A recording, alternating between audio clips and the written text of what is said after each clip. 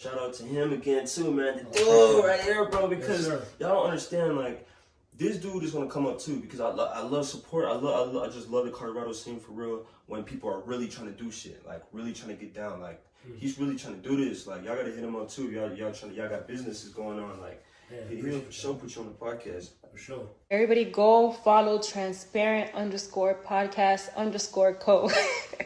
Those are my people.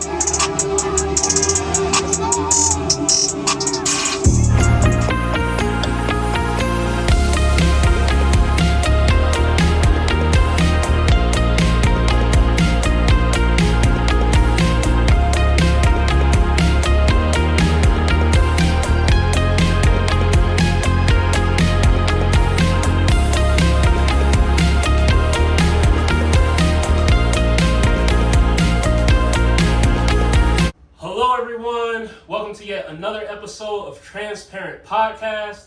I have three very, very special guests with me today. We'll go around the room. Let's start on this end. If you could just introduce yourself, let them know your name and then where you're from.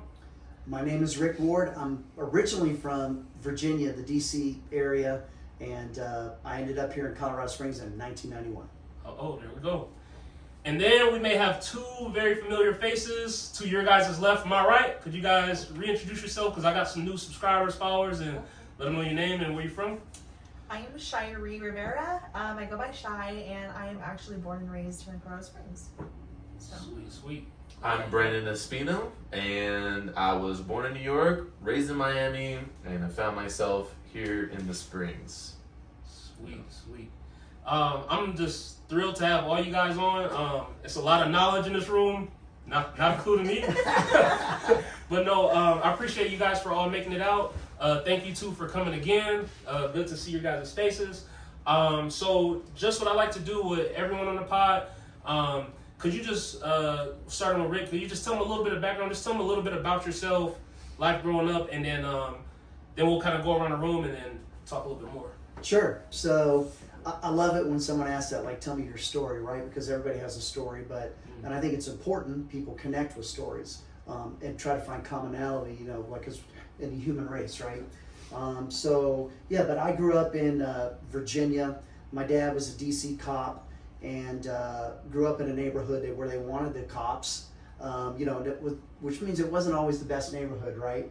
And but we grew up there, and then we survived, obviously, right? And I think that when you grow up in environments where maybe are not ideal, it tempers you.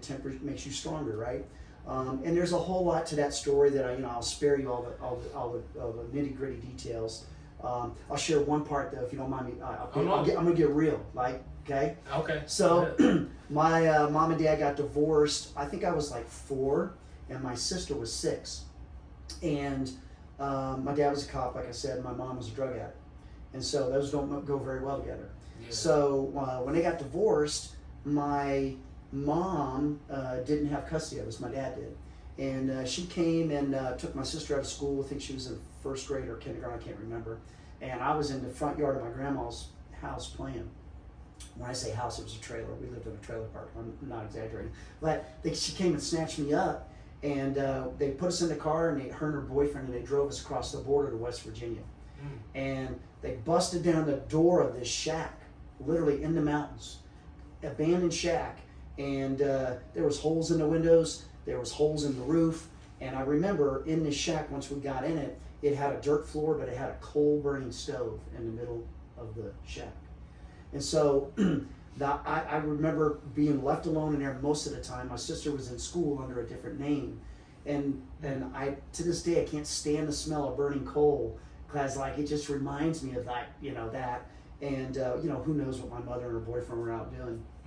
And the highlight of my day was when my sister would come home from school and I had somebody to talk to. So anyway, that we were there for about a year. And they called my boyfriend called my dad and said, hey, we can't take care of these kids. We're going to meet you at the border.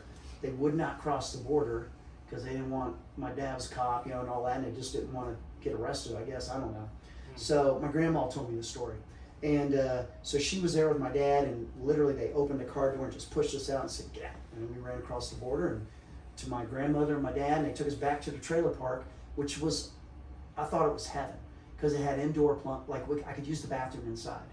And then, you know, we had heat and stuff, and anyway, so, anyway, and then my grandmother put me in the bathtub. She said the water turned black, and she's like, she said, remember saying this to me, Ricky, you sure do prove that dirt don't hurt. And I'm like, oh, okay, anyway, so that was the start, and then, you know, long story, fast forward a few, you know, I enlisted in the Army, and one of the best decisions I ever made. We were just talking about this earlier. I always teach my kids that there's 10 magic moments in your life, you know, that you should always remember, and they might change over time as you get older, and those magic moments really come to mind that you want to share with others. So that was one of them, obviously, and then another one was making that decision to serve the country and get the heck out of Dodge and do something with my life instead of, you know, wasting time and getting into trouble and all that other stuff. So, wow, that's awesome, Rick. Yeah. Appreciate you sharing that. Shoot, and then Shai and Brandon, if you guys want to just tell them a little bit, they can go back and watch the other pods. But just give them a little snapshot of life and things like that. I mean, I don't think I can top that. I wasn't trying to top Me neither. I'm like, I don't know. But yeah, no. So like I said, I'm born and raised here in Springs. And so I think a big thing was just growing up in the community and kind of seeing, like, you know, like how things were back then and how they're transitioning now. And I think back then we just didn't really have a whole lot of guidance, and we're starting to see, you know, more of that come out now. But back then it was like everyone fend for themselves, and it was like very, oh, okay, well, you're gonna grow up and you're gonna be like a lawyer or a doctor or whatever. And like it was very just, you have like 4 options and everyone has to do that if you're gonna be successful. And they didn't really like teach you like, okay, well, your skills and everything like that are unique to you. And so I guess what I just saw was like a lot of just, there wasn't a whole lot of education, no guidance. Yeah. And so that's kind of what inspired me to be where I'm at now. So I graduated high school. I was like, what the heck am I doing with my life? I'm 18.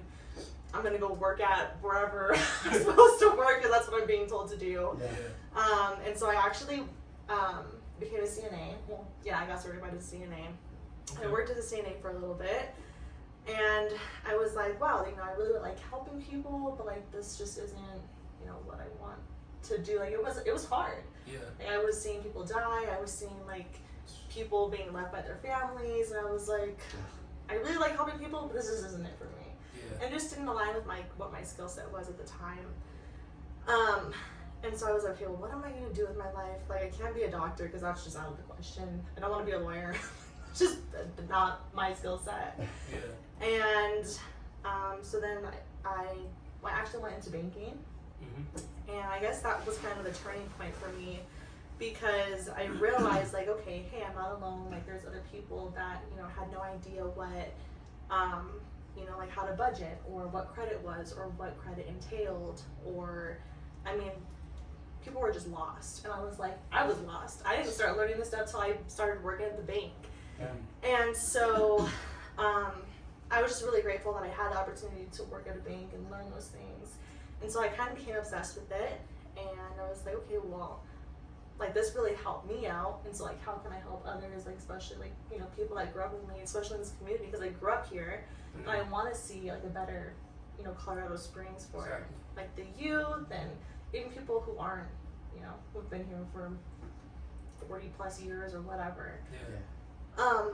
So yeah, and then I started as a teller, personal banking, commercial banking, and then that's when I started meeting a lot of like real estate agents and things like that, and they inspired me, and I was like talking to them, going out to lunch, that kind of thing, and I was like, wow, there's a whole other, you know, realm out here. And I'm like, okay, so we have the credit, we have the budgeting, we have all this financial wellness, and now we can add real estate to that. So yeah, that's how I became a real estate agent. Sweet. And that's how, you know, if you want to see my life story, you can go to the last podcast. But that's what brought me up to be a real estate agent. Appreciate that. Brandon?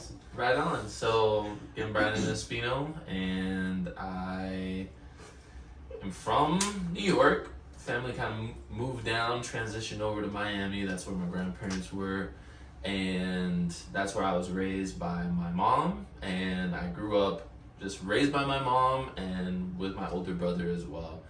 And later on, my mom had more kids after that, but that was really my childhood, was kind of growing up in that environment. And I had a great time growing up. I was kind of like a really outdoors kid at that time, and so I had a lot of experience just kind of fending for myself in a lot of different ways, which was good. But I was also kind of directionless, like kind of what Shai was saying, where a lot of people are directionless. I didn't really have like a solid, plan of anything other than what I would hear other people say is the right thing to do. And so I would do kind of odd jobs like tile and mowing the lawn or selling avocados on the street or something like that, just so that I could buy beer or cigarettes or something like that. Like that was the extent of my world. Yeah. But then for some reason, fortune had it that I got the bright idea to join the military, and then that's when everything changed. And then how I got into real estate was, and I think this was on the other podcast, so I'll just kind of give an abbreviated version of what that story is. But it looked like I was going to get kicked out of the military, so I had to figure out something really quick to do to maybe fill in the gaps before I find out what my next thing was. So immediately I just walked into a real estate brokerage and was like, I need a house. And they're like, whoa, this is pretty dope. They're like, that's freaking cha-ching right there. So yeah, so I like went under contract within 7 days, and then I started studying it, learning about it, and that was like 5 years ago now. So that I haven't been an agent for 5 years, but that's really what started the fascination of real estate, and that's kind of it's what I do now, and that's also how I met your mother. If our daughter ever watches this podcast one day, that's how kind of like awesome. you kind of came about in a way. Yeah. Awesome. Yeah. So that's the story so far. Sweet. Hey, I appreciate all you guys sharing those little tidbits of your backstory. That helps get the viewers to kind of get a feel for you more, and just interesting stuff. We all come from different walks of life, and so it's good that we're all in here and got the knowledge to share. We're going to jump right into it. Obviously, you guys heard they all do something that has to do with finance or real estate or money. So that's what this podcast is mainly about, and we want to just give you guys some gems. Maybe you could take them, maybe you could use them, moving forward with your personal goals. So starting off, I wanted to ask a question. So I'll aim this more towards you, Rick, and Sure. Everyone can chime in. But tell just a little bit about exactly what it is you do, particularly in your field, and then and just tell a little bit about what are ways that you guys and your team can turn problems into solutions when it comes to homes and getting a home, things like that. Yeah, easy one. All right, so I kind of cut things off after the military when I got stationed. I was overseas, and when I came back to Fort Carson, my wife and I decided we were just going to stay here when I got out of service. So I did about 8 years active duty. So that time after that, I was in sales, one way or another. And my first job out of the military was $5 an hour plus commission. I worked at a call center called MCI, a phone company. Here in town, and they had about 500 employees there on each shift. That first month there, I was the number one guy in the place, and all I did was what they told me to do. So if you want advice, like, here's the first thing I would tell you: listen to the people that have been there before you, and they're not trying to brag, they're not trying to beat on their chest, that sort of thing. They just have more experience sometimes in whatever it is, that area they're talking about. And it doesn't mean it's always right, but just keep an open mind and listen. But fast forward, different sales careers, and I was traveling all over the country. I was sitting kneecap to kneecap. I worked for Oracle, and I was sitting with CEOs, CFOs, like the whole C-suite at companies. And that taught me the face-to-face sales piece, right? Because it's totally different than phone sales. And that connection piece is critical. And the best part about that I learned was to be a good listener, right? You will find what is important to people if you actually just ask a question and shut up and not keep talking.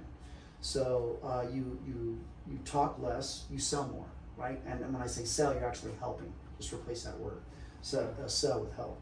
So, but then I got into lending. You know, a buddy of mine that used to be in the business, or that was in the business and used to work for me at MCI, he kept telling me to come into the mortgage business. And I'm like, I'm not doing that. Like, I'm a corporate American. I have a mortgage, you know, that's all I do, right? I don't know anything about mortgages. But, you know, you kind of heard that. I was on the road all the time traveling, and finally I just said, I need something where I'm not traveling as much. Because my kids were into sports and Boy Scouts and just all kinds of stuff. So I'm like, my daughter and my son. So I made that decision to get into mortgage business. I would tell you that I didn't know anything about mortgages, and there's no training. So it's like sink or swim. Yeah. So almost like when you're buying a house, sometimes you don't know what you're doing. It's sink or swim unless you have somebody on your side, right? And so we ended up, you know, the first 2 years it was kind of just word of mouth, you know, working with people. But I had a presence in the city because I'd worked at a big call center and I knew everybody in town. Because we used to hire and fire like 40 people a week. so because it was a tough job, like telemarketing, cold calls. Yeah. So anyway, I think I did like 50 deals the first year and 50 the second year, which I promise you was quite a bit, I guess. I didn't know that at the time. I thought I was a slacker. And in the third year, I got really serious. And I think I helped like 125 families that third year. Wow. And then, you know, it's been, you know, our best year is we've served 644 families in a year.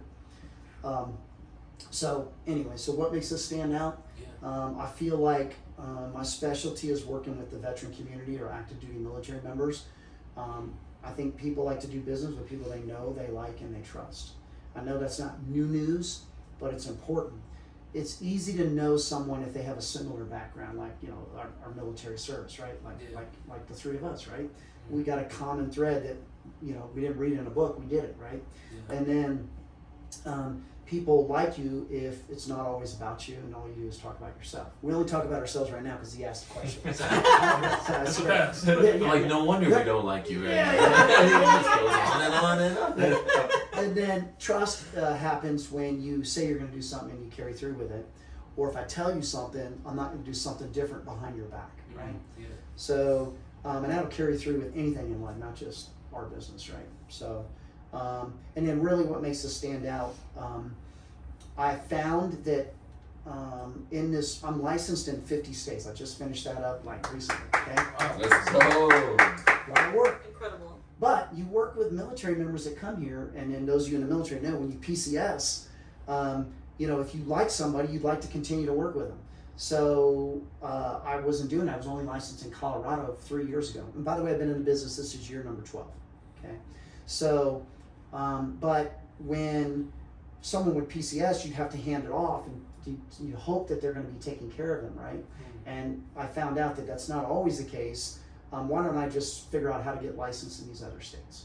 Because as a lender, you know, we hand them off. Realtors can hand off somebody and they get a referral fee. We don't get that as a lender. So anyway, long story short, we started working on it.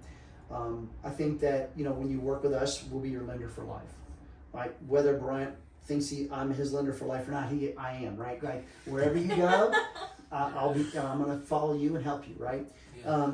And I think that not everybody can say that, number one. And number two is that we know what it's like to move in PCS and how stressful that can be, so we take that stress out because we've thought about the process from the beginning to the end and what are the steps that we need to do to ensure that you make that move stress-free, because you already got enough going on when you're PCSing. You know, you're out processing and you're trying to get your household goods packed up and you're trying to get, you know, the kids, if you got kids, like, you know, out processed and, you know, through all their medical record, all that stuff. So we know it because we lived it. I think it's important. You might hear that from other people. I think a lot of times it's lip service. And the other thing I think is we put our money where our mouth's at. So if we had ever made a mistake, I would write a check to make it right. And other people, like when we met, you know, all the issues, that person could care less about if they needed to step in and write you a check for earnest money that you had spent or whatever, right? Yeah. So anyway, so hopefully that's enough, right? Oh yeah, no, that was really good. I appreciate that. You touched on a lot of good pieces there, and like you said, you know, particular like with the military, and that's kind of more of like, you know, the people that they you know, work around and are really familiar with, and definitely appreciate like your service as well, yours as well, Brandon, and you guys being able to. Likewise. Oh no, yeah, thank you. You guys being able to just hold it down for the military folks and understand some of the craziness that happens. Also, just throwing it out on the table for anyone now. When it comes to just the real estate market currently, could any of you guys just maybe touch on, when it comes to when is a good time to either buy, to either sell, when is a good time to refinance? Like, if we just want to go around or maybe just touch on, just from your experience, or is there, something you could give us a tidbit when it comes to buying, selling, or when is, the time and right to refi? Perfect. Well, I feel like we are very hand in hand, like what we think about when's a good time to buy, when's a good time to sell, when's a good time to invest, that kind of thing. So if you want to I don't want to, talk about the same thing. Okay, sure. So really, I think when it comes to when is a good time to buy, when is a good time to sell, when is a good time to invest, the canned response that I always have and I always bring up because it's true, it's foundationally, fundamentally, bedrock true, is it's a good time whenever it's a good time for you.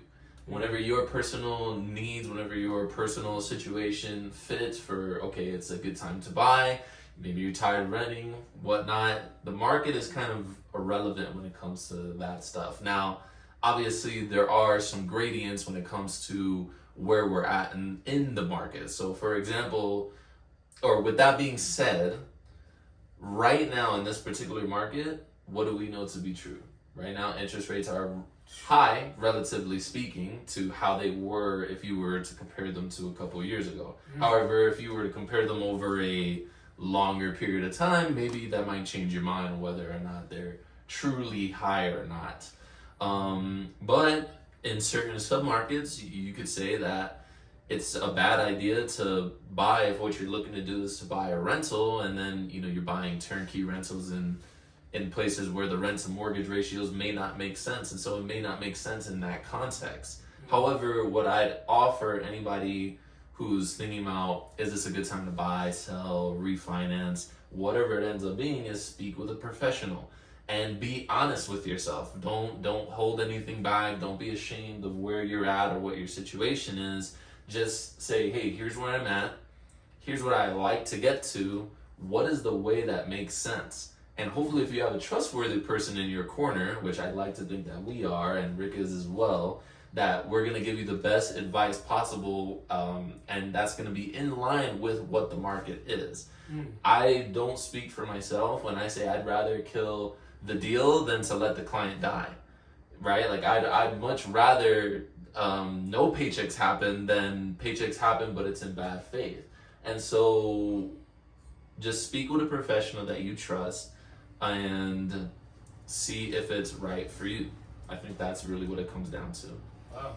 I think another big thing too, I'm just gonna jump in. Go ahead. Is a lot of people are always saying, something I hear a lot is, they just don't know enough about, like, what the heck is buying a house? Like, do I have to have, a certain amount of money down, or what kind of credit score, what, goes into that? And so I think a lot of people just get discouraged from that, and they're like, you know what, I don't know enough about it, I'm just not gonna do it.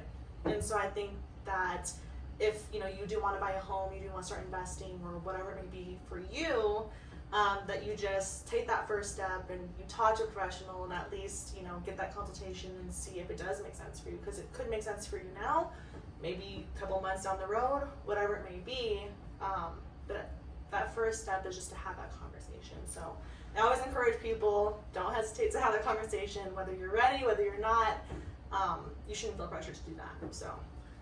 And I'm going to add to it, everything that they said is 100% accurate. Here's what I will tell you, it's not accurate. Don't listen to the media. The media, if it bleeds, it leads. Like that's the true expression. So they're always trying to sell fear or scare people into what's going on. And I will tell you that Brandon hit the nose on the head. The right time to buy or to invest is when it's the right time for you. And so that is different for everybody. Here's some true facts too. The sooner you invest in real estate and the longer you hold on to it, the more money you're going to make over time. I would tell you that homeowners' net worth is 45 times higher than a renter. So that's on average. It's a true statement. There's a couple reasons for that. One is the fact that, like, if you go out and buy a car, think about, new folks in the military. A lot of times I see this. I remember this when I was in. They go out and buy a brand new car because they got a guaranteed paycheck. No matter what the interest rate, whatever, they just go buy a new car, right? When you drive that car off the lot, the value of the car goes down, down, down every day you drive it. But you still have that loan, and you're paying on that loan, and it doesn't matter. It usually doesn't catch up to where that value goes down. And people are sometimes upside down, right? You ever heard that term? Well, when you buy a home, traditionally speaking, over historical, time, like over the last, let's say, 6 decades, home values appreciate. They go up in value when you purchase the home, as long as you hang on to it. Now, and I think out of the last 60 years, there's like 8 years where it was either zero, value went up, or negative, and all the other years are positive gains in value. So you can't say that typically with most investments. So, and a car is not an investment usually, unless you're buying a classic car, which I love. But so just know that. So that's, you're paying that loan balance down, your value's going up. So that gap is called equity, and you're establishing that wealth for yourself, that instead of paying somebody else's mortgage. Because when you rent, you're paying a mortgage, it's just not yours. So just keep that in mind. And an answer about refinancing. Yeah, I mean, the market is the market. None of us control it. And again, nobody controls and tells you your circumstances in life. Life throws curveballs at people. It's just the reality. And so just because the market may not just be ideal for a refinance, you may need to have to get a refinance for life situations. So I would just say it's really dependent upon you. And generally speaking, when you're working with someone that is actually looking out for your best interest, they're not going to try to sell you. They're going to tell you where you're at, what it looks like, and then the pros and cons of doing something now or later. So just keep that in mind. And that's what you get when you work with folks like us. Sweet, man, I appreciate that. You all hit on like really good points, and I like that you guys kind of had that common ground. What Brandon brought up was like, whenever it's a good time for you. I think that's some real great advice, and I appreciate you guys, because you guys don't know, like, all of them came into the pieces of the puzzle to help me get my first home, and when it was right for me, I reached out and they were there like that. So there's a lot of truth to what they're saying, and like they said, whenever you're ready, then they'll be here to assist you in whatever it is that you're trying to do. I wanted to get into something else too. So obviously we talked about when it comes to home buying, as far as like, or when is a good time to buy, when is a good time to sell, things like that. Can you guys lastly kind of just walk us through the process, and you guys all can chime in as far as like, this is my first time trying to get a home, I'm a first time buyer. What kind of does the process look like? If you guys can just kind of give it to us in short, from start to end, to when I get the key to the home. If you all want to just chime in a little bit. Yeah, sure thing. I'll start it off. So, okay. The first thing when it comes to any home buyer that I urge them to do is to just really take stock of what it is that they want, but more importantly, focus on what it is that they don't want. Mm-hmm. So, if they want to buy a house, I'm like, okay, well, what kind of house would make your life miserable? Oh, if it's too small. Oh, if it's in this part of town. Oh, if it's too far from work. That oftentimes is going to be a better way of really narrowing down what it is that you specifically need. And then, that's kind of the external factors, but then when it comes to that internal factor, it's like, okay, well, where do I need to be in order to get that house that is going to not make my life miserable, and that's going to facilitate some of the things that I'm going to do. And so then we'll send them over to Rick. They'll have that conversation when it comes to what their credit score is and certain things like that. But I think where a lot of first-time home buyers get caught up is that they're afraid to step into this realm and to start having these conversations because they feel like maybe they're wasting our time, or maybe that they're messing up their credit because they're going to get a credit check or something's going to hit them and then ding them and they don't want to be dinged. a lot of those things are really, you know, it's a lot of stuff that just mentally kind of tries to take you away from where you want. It's resistance. It's resistance from that part of you that kind of wants to grow into this. Take out those thoughts of that something bad is going to happen from just starting the conversation. Just when you don't know what the first step is, just step into it, see what's going on, see where you're at, what you don't want, what you want, and then start the conversation and go from there. That's usually the best, just first piece of advice that That's I have. what Brian did. Now he's in his phone. Yeah, Right here. exactly. Boom. Sweet. That's awesome. So, do you guys want to touch a little bit more? So, like he said, taking that first step, they'll link up with Rick and do some things. So, if you want to explain maybe your piece a little and things like that. Sure. Yeah. So typically, what would happen is we work as a trusted advisor, right? And trust, when you transfer trust, is important because, you know, it's probably one of the largest debts you're ever going to take on in your life, most of us, right? When we purchase a home. And we feel like we have a fiduciary responsibility to make sure that it meets your short-term and your long-term financial goals. And so we love putting together a strategy that's going to make sense, that works for you and not against you. So remember that. And here's the reality too. Mortgages aren't sexy. Buying a house is, right? Like they always get looking for the house first. And then they end up, well, I got to talk to the lender, right? And I think Brandon touched on it very, very profoundly, is that, you know, fear kind of holds people back sometimes.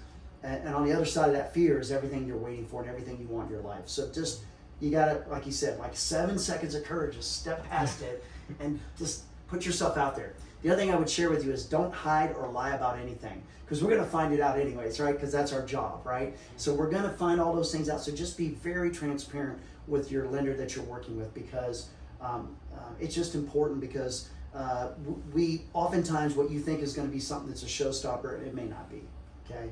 But we'll look at your credit, we're going to look at your income, we're going to look at, you know, any liquid assets that you might have, and then we're going to match that up to what loan program is going to be the best fit for you. And I will share with you just one other thing that I think is super important, is that, you know, we specialize in VA home loans, myself and my team. When someone else tells you no, it doesn't mean it's necessarily a no. A lot of lenders out there do not know the guidelines of how to put together a loan. Or the market was so hot that we saw a lot of new people getting into business. And there's no offense to them, you know, why not trying to learn a new industry, right? But new doesn't necessarily always mean they know everything, right? Well, and I don't know everything. I've been doing this for 12 years. So I mean, we just closed on a deal where I think that 99% of lenders would not know how to get that to the closing table or to help out those clients. Yeah. And that's the reason why I trusted you, and that client trusted you in order to get that done. Yeah. And so that we just had an example of this. Yeah.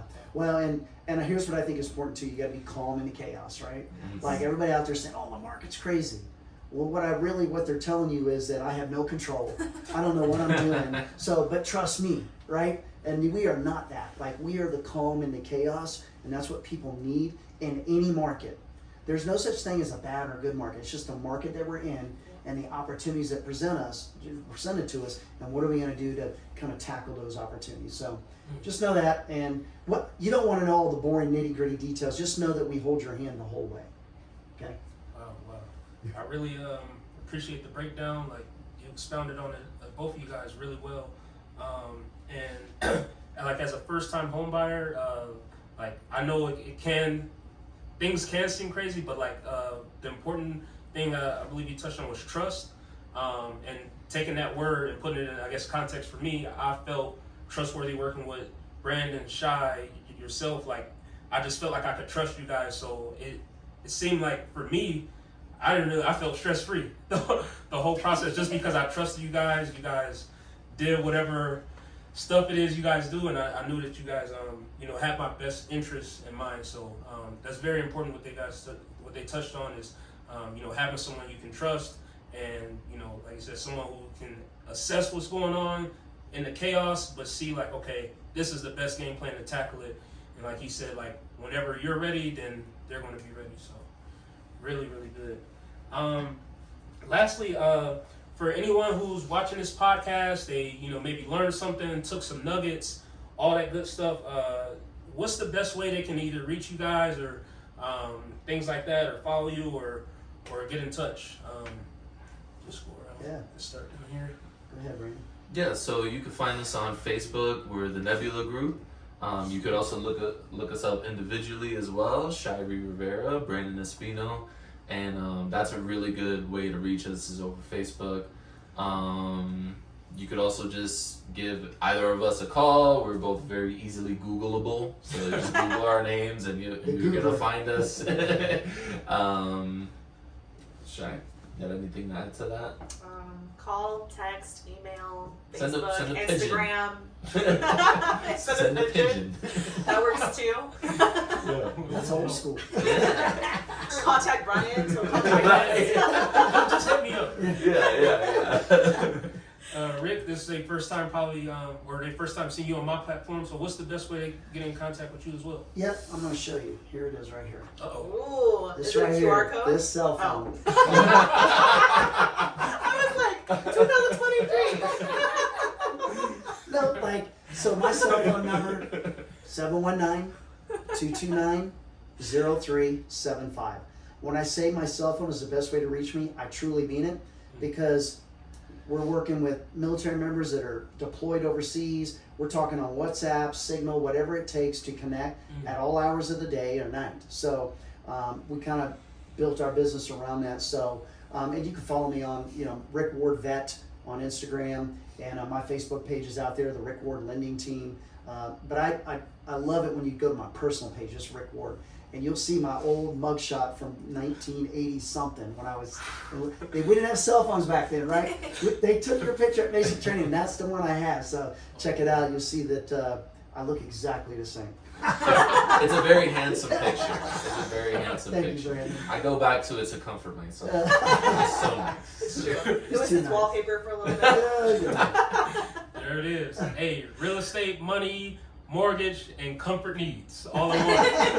But no, I really do appreciate all you guys taking the time out, because I know you guys got a lot going on, a lot of transactions, things like that, helping a lot of families. But I appreciate you guys coming out to take the time, come on Transparent Podcast, let my viewers and the continuous growth, let everyone see you guys, know who you are, know how to contact you, and hopefully give them some gems and some knowledge, some nuggets they can take with them. So I definitely want to say thank you all to coming out. And to the viewers out there, we want to thank everyone for tuning in and watching yet another episode of Transparent Podcast. And we'll see you guys later. Yeah.